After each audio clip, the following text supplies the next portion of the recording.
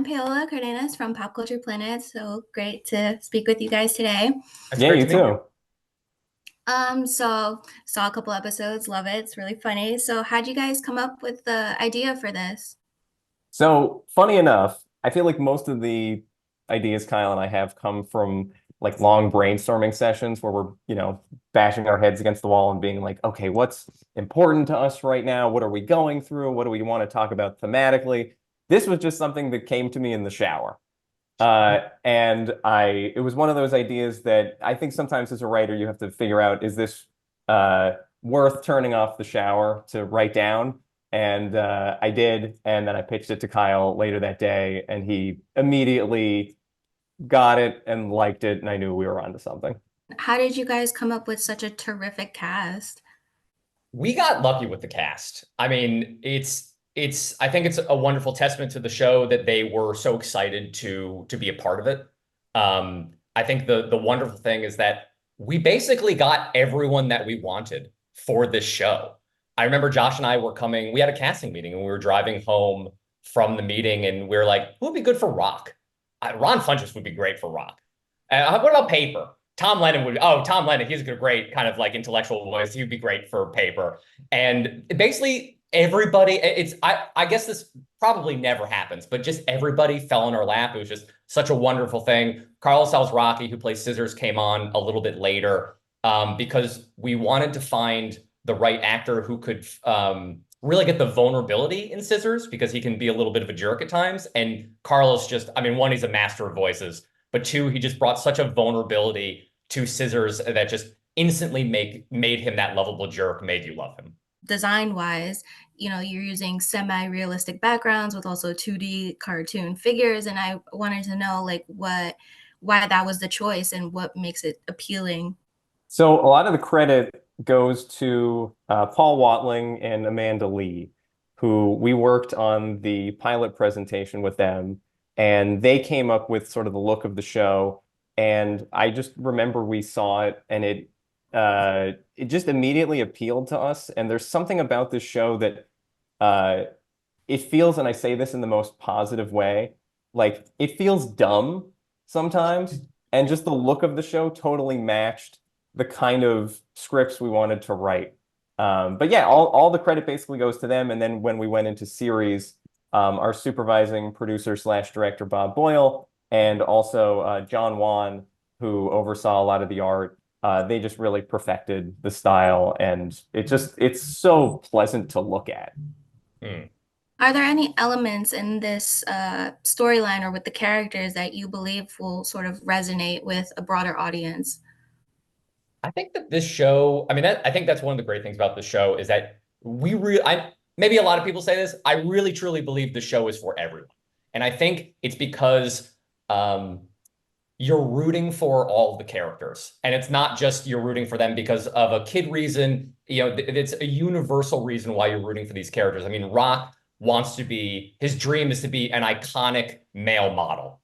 It's a very aspirational dream. I think anybody of all ages it's fun and can get on board with that. Paper wanting to be a famous inventor, but struggling because he's not very smart. And Scissors dreams of having a dream. This is the guy who is and which I think appeals to all ages. This is a guy who is kind of lost in life, is he's looking at Rock and it's basically like, well, Rock has modeling and Paper has inventing, and what's my thing? I don't have a thing. And so he's kind of like searching for what his thing is going to be and also what he's good at. And I think that's just a universal thing, whether you're, 10 or 30 or 50 sometimes, you can be searching for kind of like, what's my thing? What's my purpose? I also think in terms of the stories, there's such a variety of the types of stories we tell. We have some that are more thematic and do have a point, but we have a lot that are just fun and funny, and some, a few that are also pretty emotional. So I think there is something for everybody in that regard as well. And are there particular themes that you've discussed that you think are just like extremely important? Yeah, I think one of the things that comes up a lot in our show is the uniqueness of their friendship. And Kyle and I both really liked that. I think especially for a kid show that you have this balance of these three guys who really love each other, but also bicker all the time. And I think that's kind of nice to see that like you there that's a very valid form of friendship. And that's also how I feel like my friendships were when I was a kid. You know, I'd be like, "Ah, you're the worst, Adam. You want to go see a movie?" It just feels like very relatable and also like a nice thing for kids to see that hopefully feels unique in this sort of avenue. Yeah, I think it's great that like in a way we want to show kids that you can still be best friends with someone and fight sometimes or fight quite often. It doesn't need to be, sometimes you'll see friendships portrayed on TV or movies as like, this kind of lovey-dovey, ooey gooey all the time. And that's just, I think one thing that we love about this is their friendship feels realistic to us. Are there any aspects of the show that you're particularly really excited for people to see? Yeah, I think that one of the strongest points of the show is just the unpredictable storytelling. We're really lucky that we have a world where we can go and do anything, go anywhere. There's very little rules.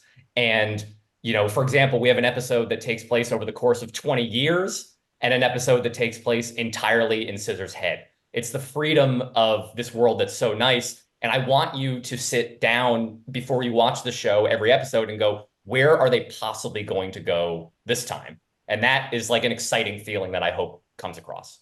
I have to ask, like, what is your go-to move in rock, paper, scissors, or what's the best strategy you go whenever you play the game? So funny enough, we were just talking about this yesterday. Kyle was telling me there's some study that says men tend to go with rock first. Yes, And so if you're playing against a guy, go with paper. I think so. That's the move. I don't know what women go with first, but I think I generally throw paper first, regardless. Without, giving anything away, what has sort of been like your favorite scene that you've seen in post-production or favorite line that one of the characters have said? The first thing that comes to Yeah. mind is it's actually online already, so I might be able to say it, but I won't spoil it entirely. But it's just also in the context of the episode, there's a scene where we reveal that the three of them have bangs after a breakup, and it's just so, again, it's so dumb, but it's one of the most memorable things to me from the entire series for some reason. I was going to say the exact same thing. It's in the episode called Putty, and just anyone who's been through a breakup, I think will relate to that. And it's just I think a minute long, very awkward scene in a grocery store. And it is, again, that's what I love about this show is just sometimes it's high octane action and giant visual things. And sometimes it's a minute of awkward silence with three characters that have bangs. And I think that that's another thing of just how there's something for everybody. It's not one speed. We try it all. But I will also say on the flip side, there's also a sequence that's entirely flashback with no dialogue over music that's beautiful in a different episode, and that works just as well for me.